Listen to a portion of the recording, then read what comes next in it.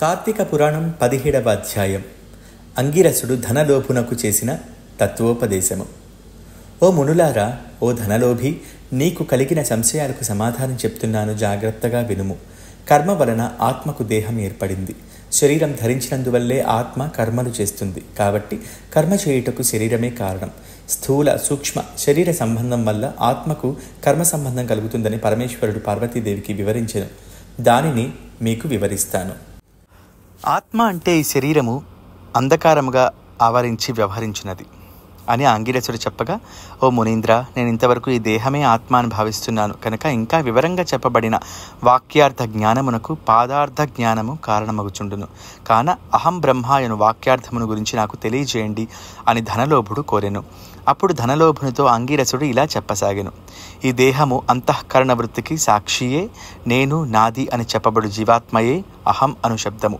సర్వాంతర్యామి అయిన సచ్చిదానంద రూపమైన పరమాత్మ నహ్ అను శబ్దము. ఆత్మకు ఒక ఆధారభూతమైన శరీరం లేదు. అది ఎప్పుడూ ఒకే విధంగా ఉంటుంది.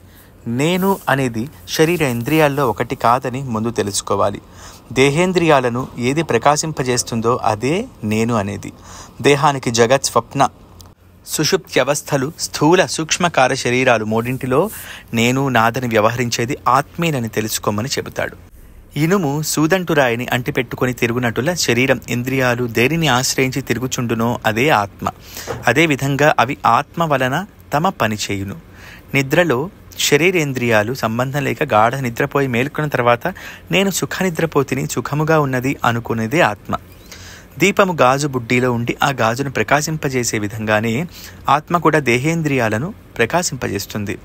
ఆత్మ పరమాత్మ స్వరూపమగుట వలన దానికి ద్వారా పుత్రాదులు ఇష్టమగుచున్నారు. అట్టి విశేష ప్రేమాస్పదమగు వస్తువేదో అదియే పరమాత్మ అని గ్రహింపుము. తత్వమసి మొదలైన వాక్యములందరి త్వం అను పదమునకు కించిత్ జ్ఞత్వాది శశిష్టమందు జీవాత్మయని అర్థం. తత్ అను పదమునకు సర్వజ్ఞ దిగుణాత్వ విశిష్టమైన సచ్చిదానంద స్వరూపమని అర్థము. తత్వమసి అనేది జీవాత్మ పరమాత్మల ఏకత్వమును బోధించును.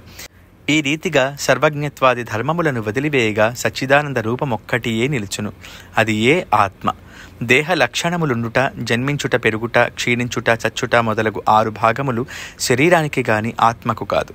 ఒక కుండను చూసి మనిషి అది మట్టితో చేసినదే అని ఏ విధంగా గ్రహించునో అలాగే దేహాంతర్యామి అయిన జీవాత్మ పరమాత్మని తెలుసుకోవాలి. జీవుల కర్మ ఫలాన్ని అనుభవింపజేసేవాడు పరమాత్ముడని, జీవులు ఆ కర్మ ఫలాన్ని అనుభవిస్తారని తెలుసుకోవాలి.